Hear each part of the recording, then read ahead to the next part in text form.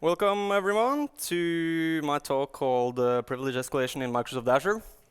My name is Christian, and first a little bit about myself. I work as a pen tester with application security and security engineering in a company called Binary Security. And in my day-to-day job, I'm mostly working with hacking and securing cloud environments for European clients, mostly in Azure. I also do some vulnerability research into various cloud providers. Previously, I've done most research into Google Cloud Platform because they are good to work with and they pay nice bounties.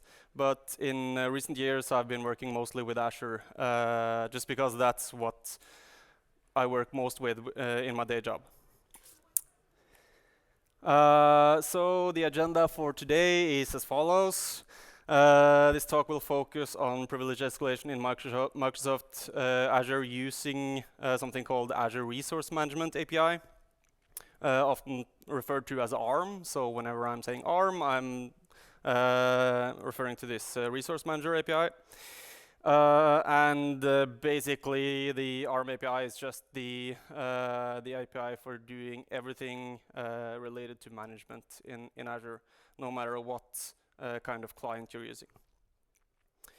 First, I'll give an introduction to what the ARM API is, and give my impression of how authorization is handled there, because that's important for the concept of privilege escalation. I'll also touch briefly on Azure's role-based access control for access to Azure resources that is used in ARM.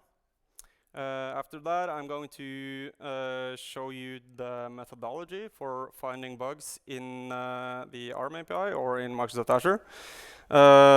So if you're into finding bugs, I'll show you some cool tricks.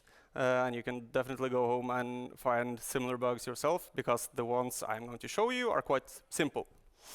And after that, I'll take you through some vulnerabilities that we in Binary Security have found in Azure.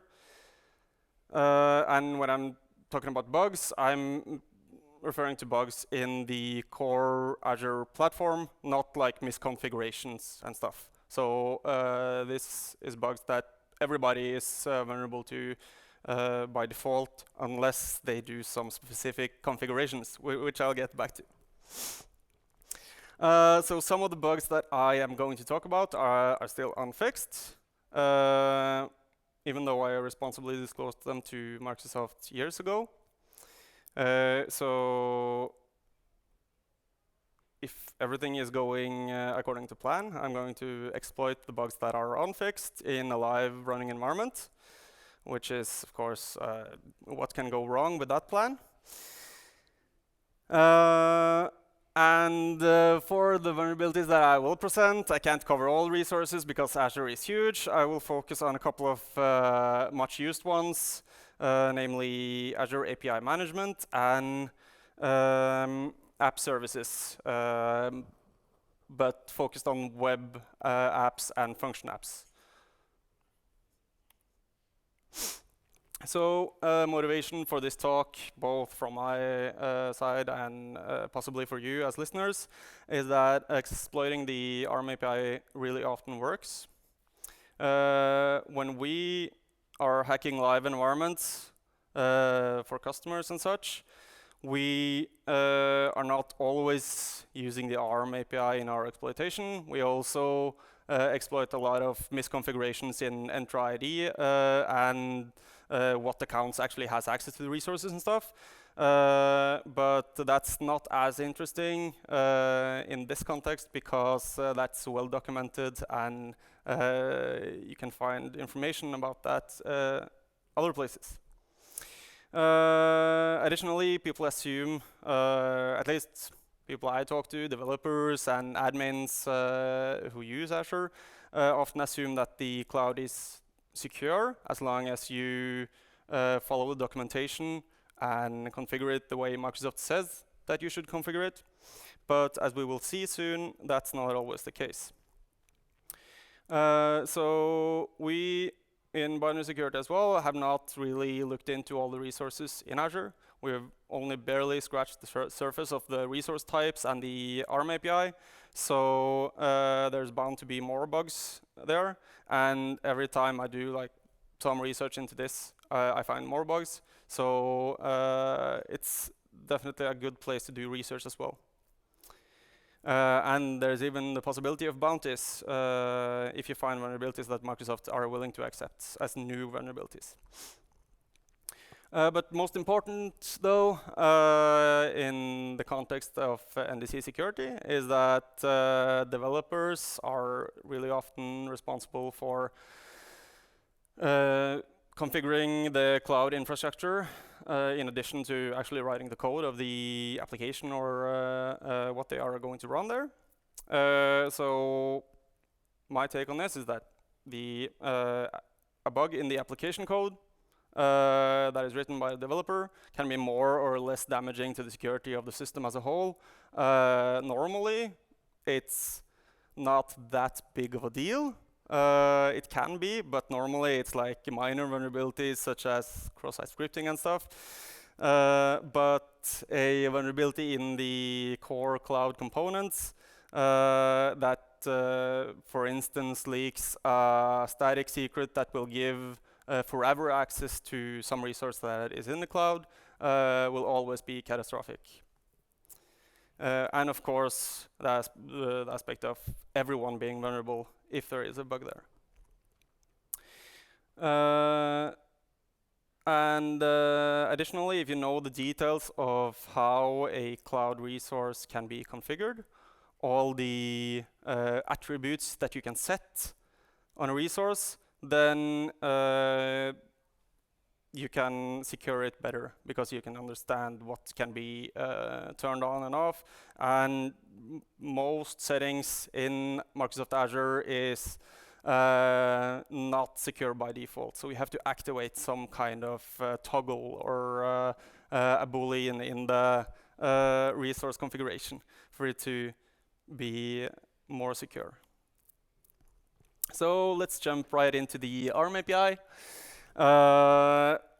What I'm talking about here, like HTTP request-wise, are all the APIs that run behind this management.azure.com domain.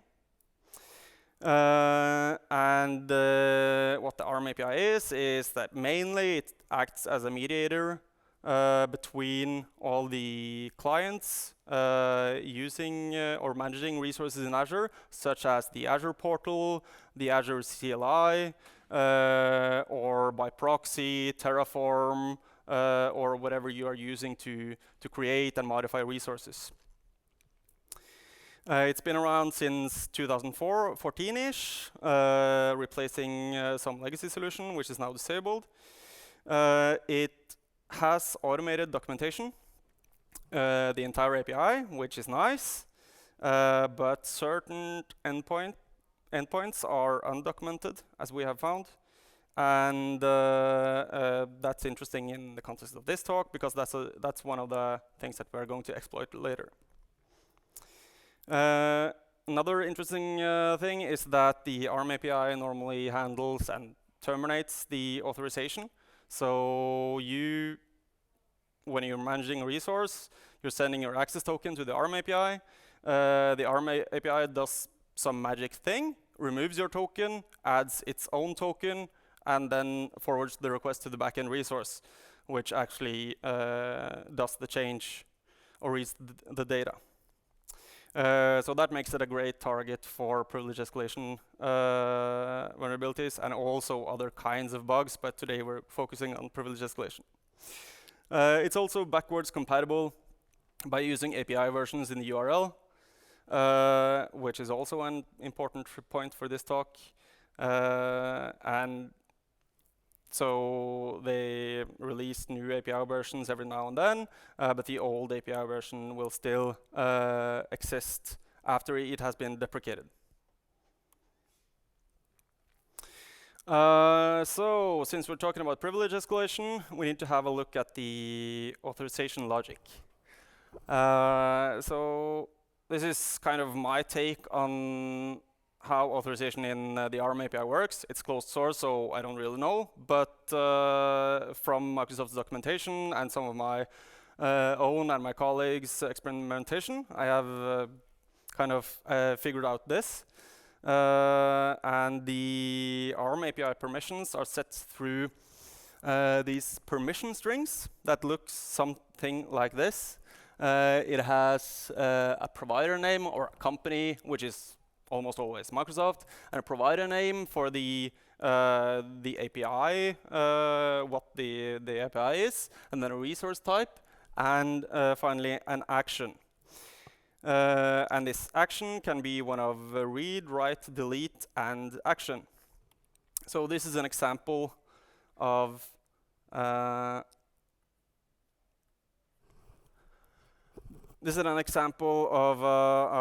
permission string for reading app service sites. So in this example, the first one, Microsoft.web, is a provider name, and then resource type is the site's host runtime host, and the action is read. So by default, the action, the red part, translates to an HTTP verb directly. So in this example right here, if we have read permission on the resource type sites host runtime host, then we can do get request to the corresponding ARM API. And that's the bottom image there, or just kind of a pseudo get request there to that endpoint, and I get 200 OK back because I have the reader permission on that resource.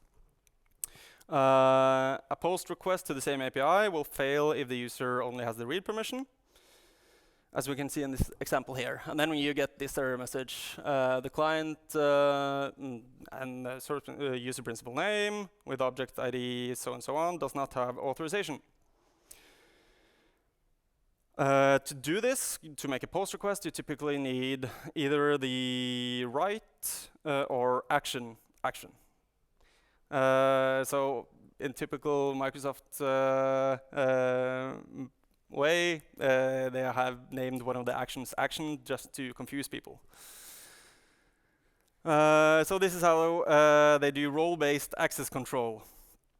And these permission strings on one user object often gets a role, and one role corresponds to a whole bunch of permission strings.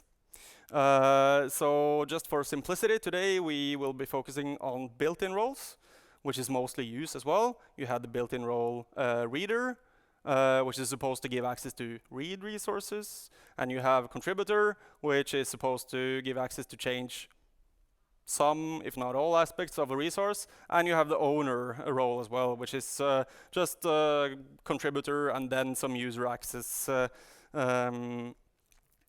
Like you can add new users to roles as well.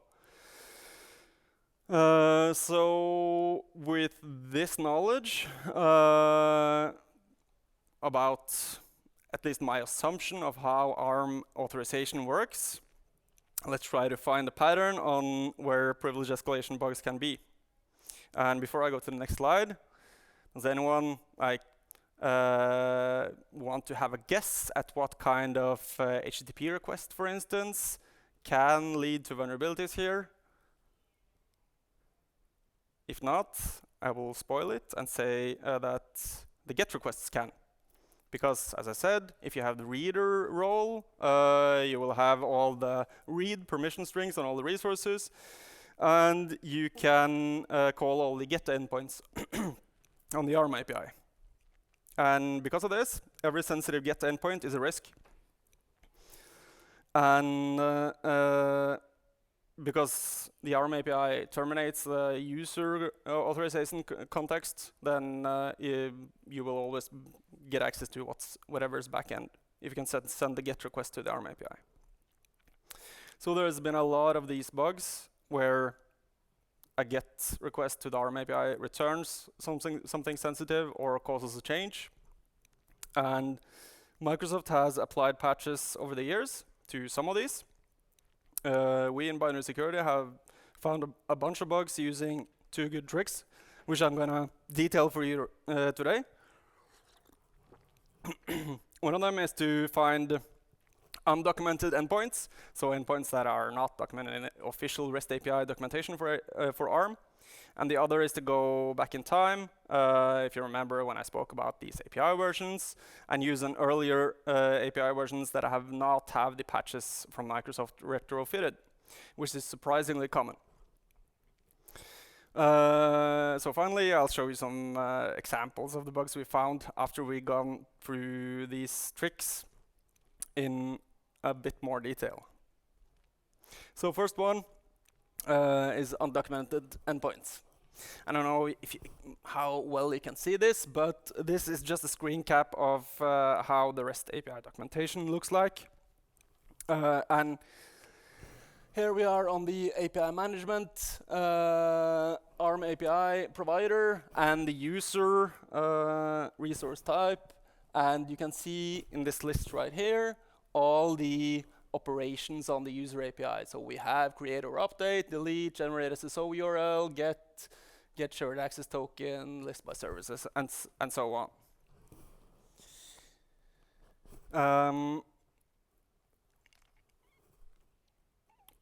Luckily for us, there are a bunch of API endpoints that are not automatically documented for some reason. But most of the permission strings and most of the actions are documented in the role-based access control documentation. So this can be either found from documentation website, or they can be found in this operations API, which is present on all providers. So this example here is the operations API from API management, and each of these permission string names, it doesn't map directly to the API endpoint necessarily, but it's pretty close. So normally you can guess what the corresponding API endpoint is.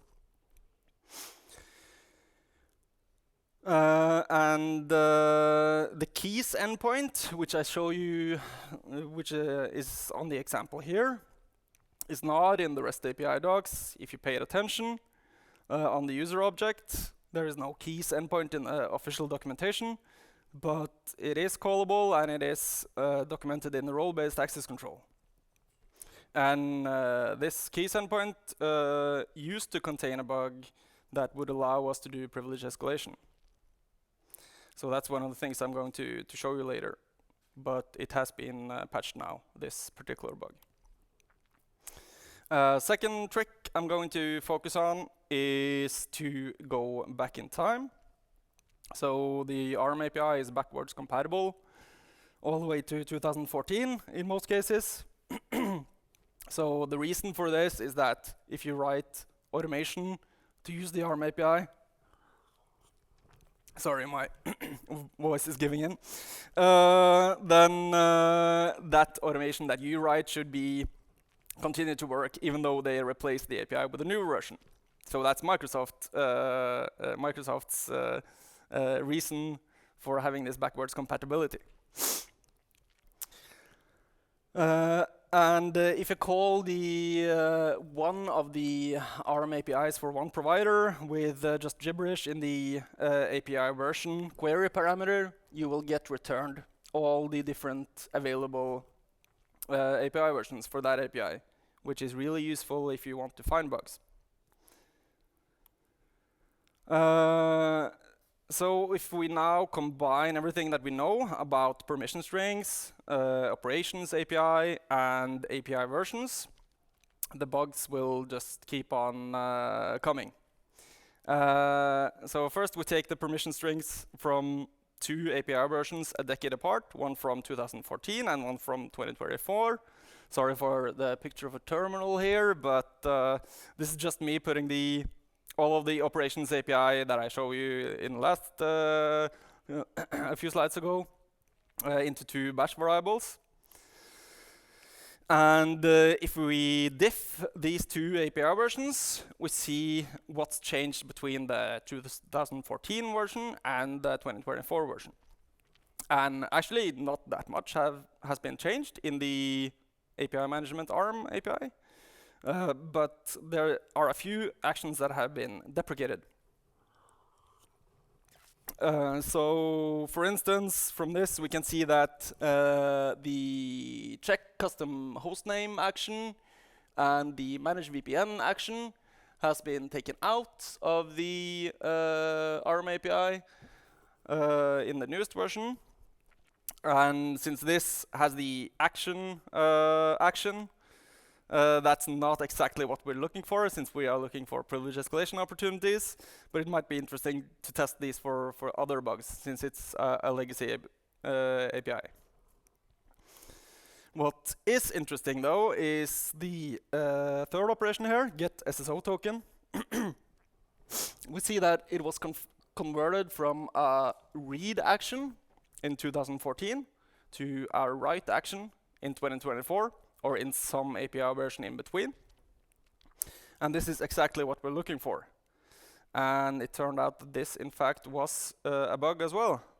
Using this, you can generate a special single sign-on token that was supposed to be made for logging into developer portal in the API management solution, which is an entirely separate service. We don't care about that. But it used a static key to generate a shared access signature that could be used in any of the API management ARM endpoints. And that token could be used to perform all actions on the API ARM service. So I have held this presentation once before, and before I held the presentation last time, I found this bug, and I told Microsoft that I'm going to present this in a few months' time, and they ended up patching this. Even though you can still call the API, you will get an empty response to get back again, which is a good thing. So now on to some real bugs. First, I promised you that I'm going to talk about API management and Azure App Service. We'll do API management first. An APIM is much used resource. It's for managing APIs, unsurprisingly. And we have found a lot of vulnerabilities in the APIM, some of them in the ARM API. The ones I'm going to talk about now made it possible to read secrets, deploy new products, or APIs as the built-in reader role. So what's interesting with these sorry, is that some of them are unfixed unless a manual patch is applied. So Microsoft doesn't tell you that this is vulnerable, but they have made a patch available. Which is, of course, when it's not documented anywhere that you should do this to be secure, then administrators and developers doesn't know about this, and it won't happen. So what's relevant for this is the Azure API Management API, which in the developer portal, no, not the developer portal, the Azure portal, can be found in this management API setting. And Microsoft actually says that this is going to be deprecated this year, but they also said that all the API versions are going to be deprecated for Azure API Management like 2 years ago when I first reported a bug to them, and it still hasn't happened. So let's see when that will happen. So Azure API Management API, which is of course a thing, a standard Microsoft naming convention. Unless specifically disabled, it's enabled by default, but you have the possibility of disabling it. Not exactly disabling it, but you have the possibility of hiding it so that the only one that can reach the management API is the ARM API, which you probably should. That is a service hosted on this predictable URL here. So the API service name .management.azure-api.net.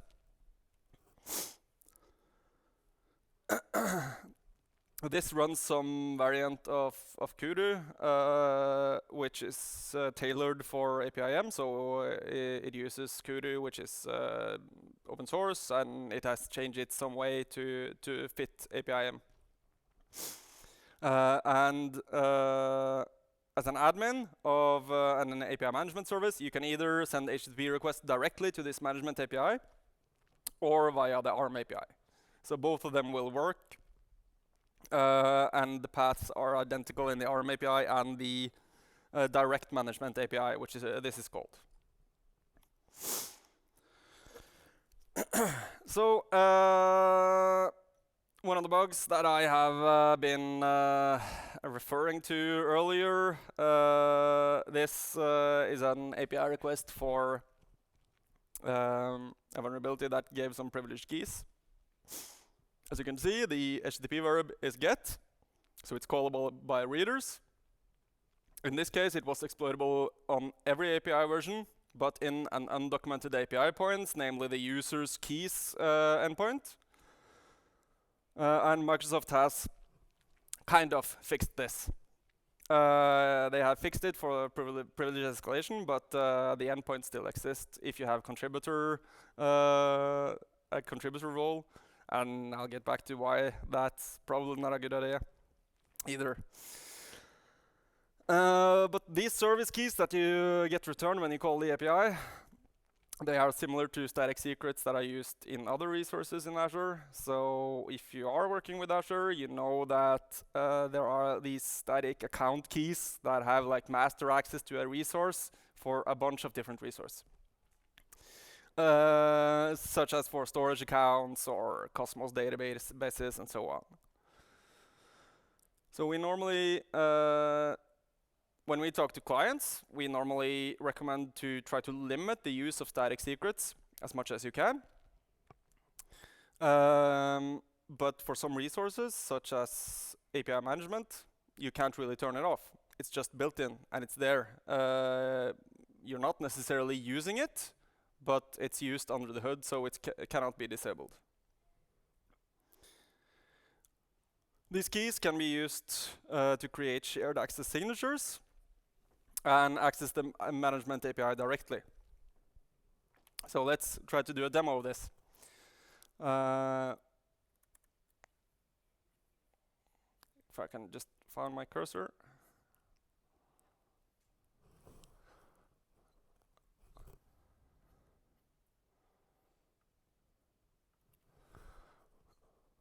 Okay, how's this?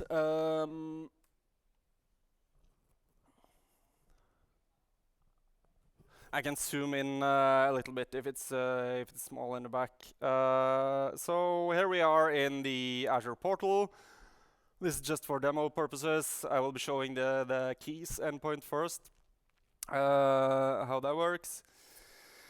I'm logged in as a user with the read role, as I will show here.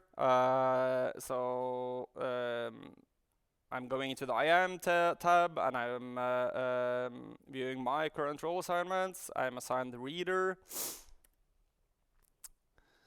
And that's supposed to have access to view all resources, but does not allow you to make any changes. Okay, that's fine. And all of the permissions under here, those correspond to the permission strings that we spoke about earlier.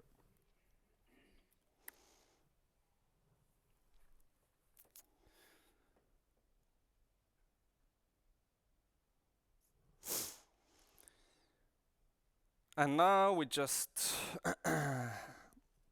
want a token for the management API, and as I mentioned, the ARM API, Azure Resource Management API, is used by all clients, including the portal. So we can just take one of the requests there and paste it into a HTTP request to the management API here. And this request here is using a new-ish version of the API, 2022 version. And when it was recorded, it was a live system just created with the default settings. And if I call this as a reader, I get these primary and secondary keys for the user with ID 1. And the user with ID 1 is the built-in service user for APIM, which cannot be disabled, and you need it. This here, I will just gloss over this, but it's just an internal command line interface that we use to do stuff that we have to do a lot of times. So this just creates a shared access signature from this key, the primary key, and spits it out. And the shared access signature is used for authorization or authentication in a lot of Microsoft services. And right here, I am preparing an HTTP request with this signature, which I've made entirely from the key that I could access as a reader. And I'm creating a new API called the Evil Hackers API. And just to show you that there are no APIs existing on this API management service as of now, I'm doing this, and if I run the HTTP request, it should appear in the APIs.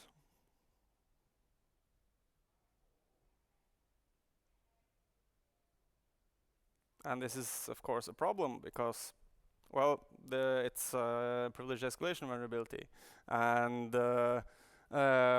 usually, a lot of people may get access to a resource such as API management.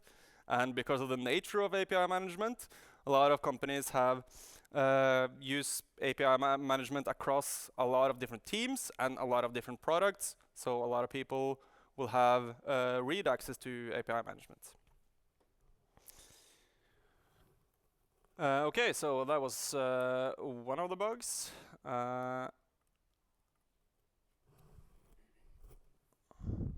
Go back to the slides again. So second trick I was talking about was going back in time. Last one was finding an undocumented API endpoint, right? And the previous bug was patched by Microsoft, but similar bugs that can be used for privilege escalation exist on several APIs if you use the old API versions. And as I said, we reported this years ago, the first ones at least. And MSRC, Microsoft Security Response something center, was that, well, we know about this, we know that this is a problem, and that's why we will make this cool toggle in API management to disable all old vulnerable API versions. The problem is that this toggle that they made is off by default, leaving all APIM services vulnerable. And it doesn't matter if you create a new APIM service today, it's still toggled off. So, I mean, you don't need to use the 2014 version if you create a brand new APIM service. But that's kind of a typical thing in Microsoft Azure, as far as I can see it. It's insecure by default, and sometimes it's difficult to know that this toggle that you have to click through like 5 panes in the Azure portal, that this does anything to improve the security. However, if you pay for Microsoft Defender for Cloud, you will get a medium severity alert saying you should probably toggle this. But there's no explanation as to why this is a problem. So I guess we can say for all types of resources, if there is the option to disable old API versions, you should probably do it. The last time I held this talk, I told Microsoft that I would hold it in a few months, and said that I will show these vulnerabilities. You know about these, so that should be okay. It's your decision to not really fix these properly or alert your customers about this for the past 2 years. So the last time I held this talk, I held the talk on a Tuesday, and they actually patched it in the weekend before I was going to hold the talk. So they knew about the dates and everything. So, I mean, it's assumptions again, but I think that was the deadline they worked against. So most likely they patched it since they had it vulnerable for such a long time. They'd only patched it to ruin my live demo. But now it's been a while, so it's been patched for months now. But I'm still going to try to do a live demo on a live environment, showing some other unpatched bugs that still work and that they seemingly have no immediate plans to fix, at least.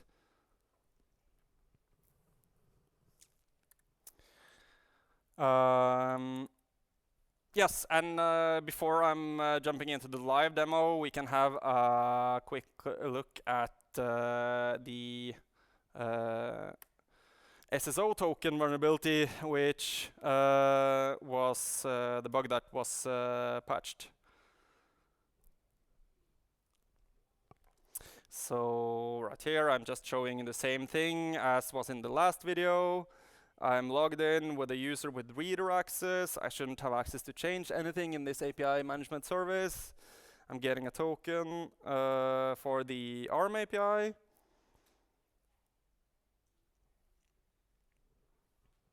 And I'm using that token to send a request to the ARM API. And I'll just zoom a little bit in case it's difficult to see. The get SSO token endpoint, which we saw in the API diffs, right? That it has been converted from read action to an action. But if we just call the API version 2014, then we're all good. So this is even better than the last video I shown you, because this actually creates a shared access signature for us. So we don't have to take the key and convert it to a shared access signature. So it's easier to exploit, but it is better to do it like this from Microsoft's side, because then you don't leak the permanent secrets, the master key, which was in the user keys endpoint, which cannot be disabled unless you delete the API management service and create a new one. Let's also mention that this SSO token is actually designed to go to the portal, which is a developer portal feature of API management. It's not actually designed to be used on the management API, but because it's the same master key that these have been derived from, these signatures, it can be used in the management API as well. So here I'm doing same thing as in the last demo. I'm creating a new API. And this is now empty, but with this shared access signature, I am allowed to call the API management API directly. And create a new API. So that's a problem. They, as mentioned, they decided to fix that before my last live demo. But there are some unfixed stuff as well. So let's see if I'm able to show you.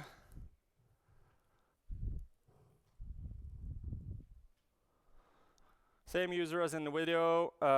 We'll just have to wait some Azure minutes once in a while. I have the reader role on this TMP APIM Hansen API management service. Now I'm not going to focus on all the features of the of API management, but one of them is called subscription keys.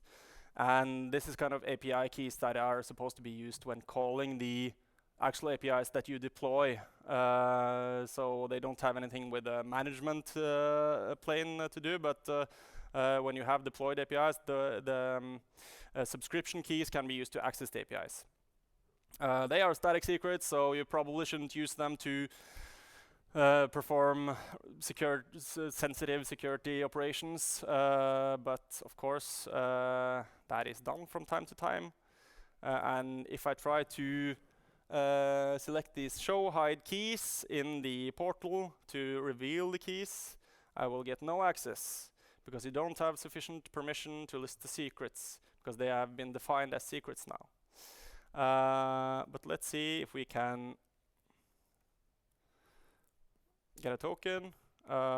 This is a live environment, so don't steal my management token.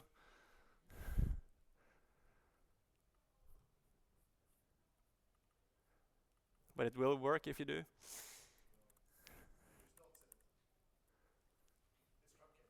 Yeah.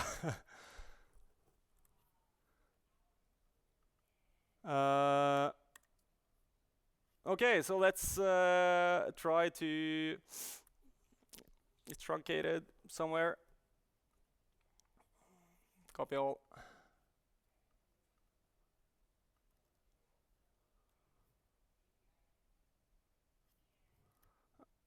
Okay, I'm just taking the access token from because I couldn't see what I did wrong. This is just a proxy that I use to proxy the requests from the browser. To make it simple, they are just raw HTTP requests, nothing fancy. Okay, so this should work.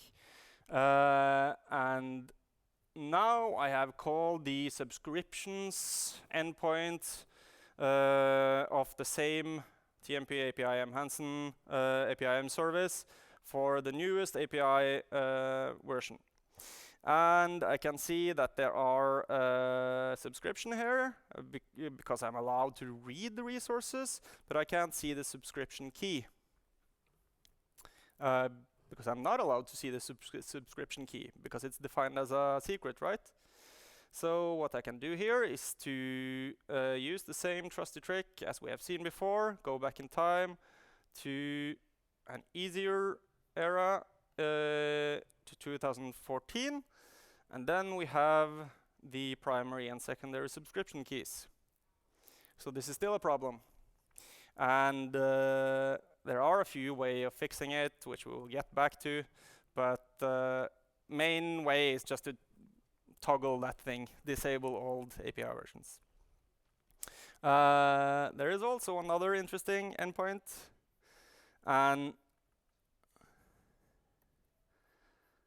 if we call this other API the tenant access API with the newest API versions, we can see some suspicious things down here. We get a primary key and a secondary key which is null. So if we use the same exact trick again to go back in time to some previous API version, it doesn't have to be 2014. It can be anywhere before they patched it. Then we should see these primary and secondary keys, and maybe you recognize them from before. But let's do the whole thing again, just to show you that it's still exploitable in a live environment. So this is the command line interface again. The only thing it does is to do some HMAC stuff with this key. So it's nothing fancy. The process is documented by Microsoft, so we just copy their code to use this. And we are calling this as the end integration user, which is a built-in user that can actually be disabled, but it's not obvious that you are disabling the integration user from the portal. It's like disable the management API, and if you disable the managed API, you're not actually disabling the management API, you're disabling the integration user. But if you use this shared access signature just to call the management API directly, I'm going to paste it and remove a line break. You can see that we are authenticated and that we can read stuff. Nice. And yeah, this, just to go back to this again, this is the APIM service .management.azure-api.net. But as this is the integration user, it of course has all access on the APIM service. So if we want, we can deploy new APIs, we can delete APIs, we can change API operations, we can read secrets, we can do whatever we want. So I'll try to show you this as well. See if there are any APIs here. No APIs except the Echo API, which is just an example API. If you click ops this from the portal, you get this default API. And I'm trying to create the evil hacker API,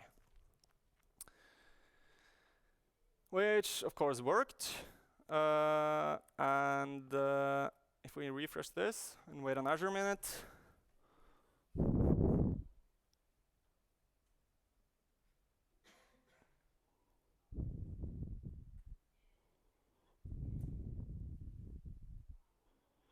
we see that the evil hacker API is created, and that's still exploitable today.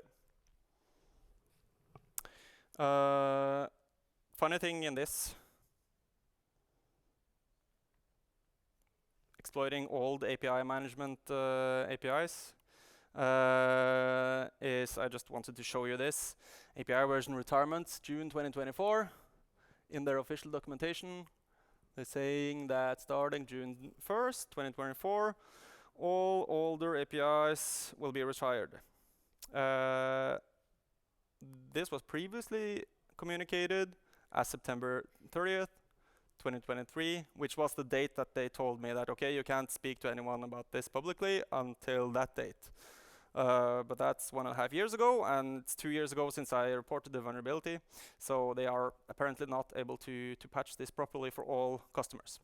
So we have to do it ourselves. Okay, back to the slides.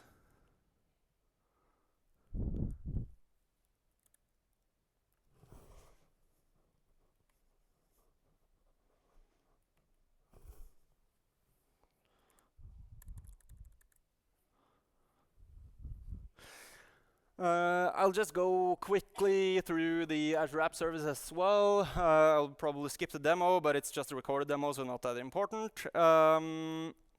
So we also find 2 separate vulnerabilities in the ARM APIs for Azure App Service. Both of them were examples of the trick where we go back in time and use an old API version. They were fixed by Microsoft, and when they were exploitable, they made it possible to read environment variables and execute code as a reader.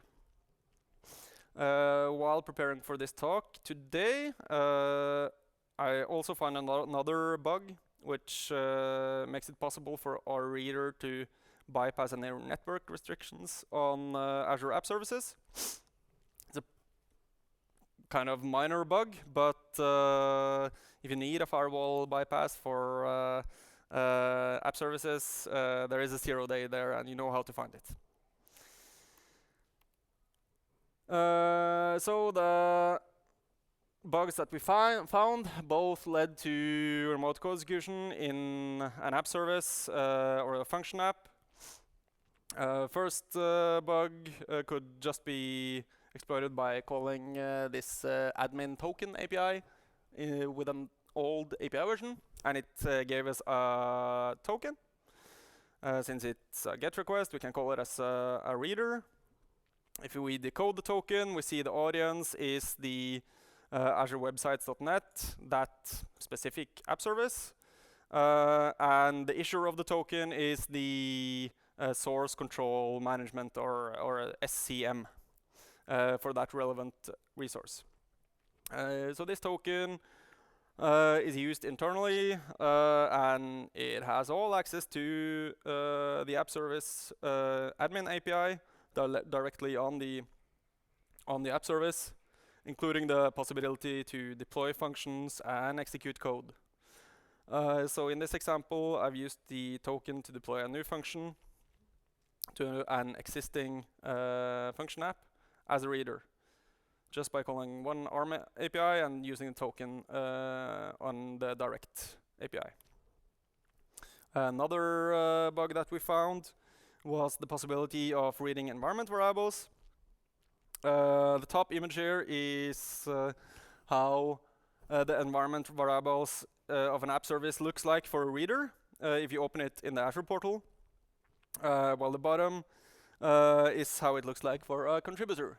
Note that me, following best practice, have used these key vault references for extra security, so they won't even turn up in the Azure portal for a contributor. But there is an API in the ARM API which can be used to list processes, which is a GET request. And that also includes all the environment variables of that process. So if we call the process of PID0, which is the default root process, with an old API version, we get all of the environment variables, including the key vault secrets, as they have been injected into the runtime of the app service dynamically on start. And this can still be used by, this is fixed, but it can still be used by contributors. So if you're wondering what's behind that hidden secret field in a key vault reference in an app service, then this is a trick to see it without actually deploying anything. So I think we'll skip the demo here, just so that we can finish a bit early, because I have some opinions on how to fix this. This is kind of vulnerabilities that is in the cloud resources. It's not specific to Azure. I just used Azure as an example. There are similar vulnerabilities in the other cloud providers as well, of course. But in the Azure case, we don't really recommend limiting people's read access. So please don't interpret this talk as that, because that causes a lot of friction, especially if developers can't have read access to their own resources. That would be crazy. What can be done, though, is to limit access to the management APIs, like the source control management for app services and management API for API management. That can be limited by making them private or VNet internal. Then you can use, like the ARM API is there, you can't restrict that. But the tokens that you get from exploiting vulnerabilities in the ARM API has to be used directly on the services themselves. So if they are integrated into a VNet and not accessible from the public internet, then you can't exploit it.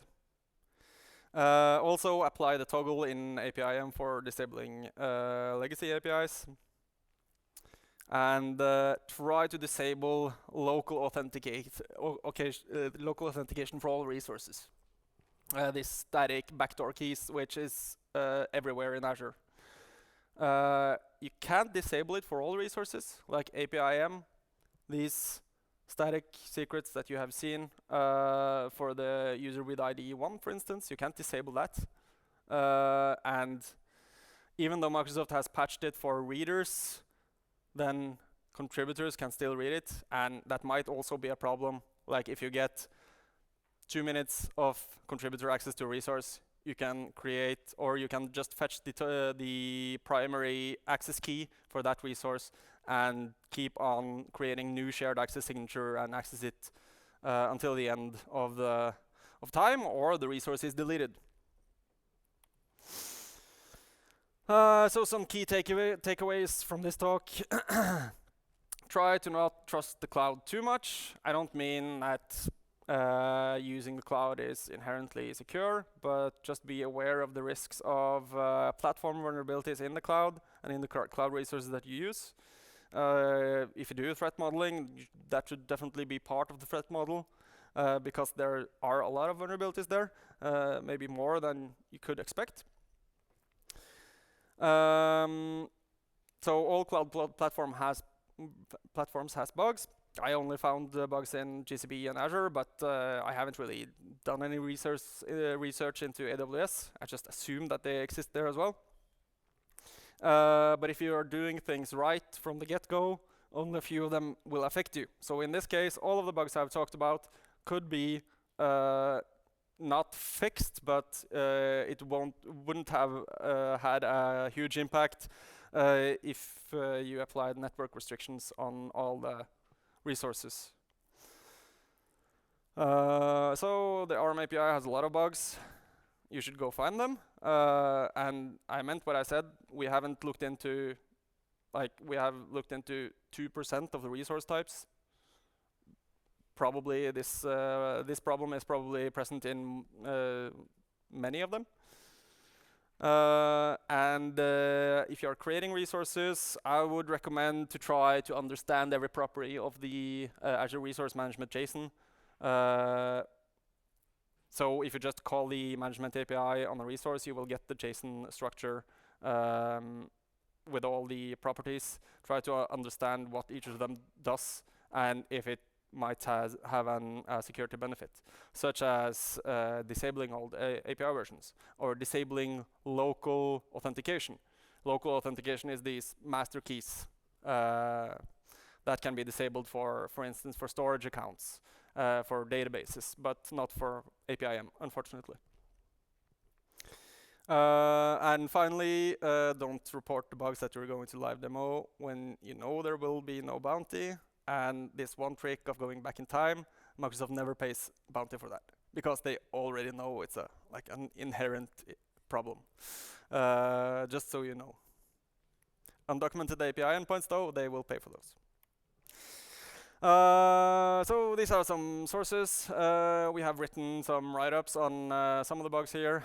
So if you're interested in reading more details, you can go to our website, binarySecurity.no or binsec.no. If you want to ask a question or reach out to me, you can send me an email or send me a message on Strava, which is my preferred social media platform. Also, there's a QR code there, contains a link to the slides if you're interested in that. I think it might be the previous version of the slides, but they should be kind of similar, so it's all good. So thank you.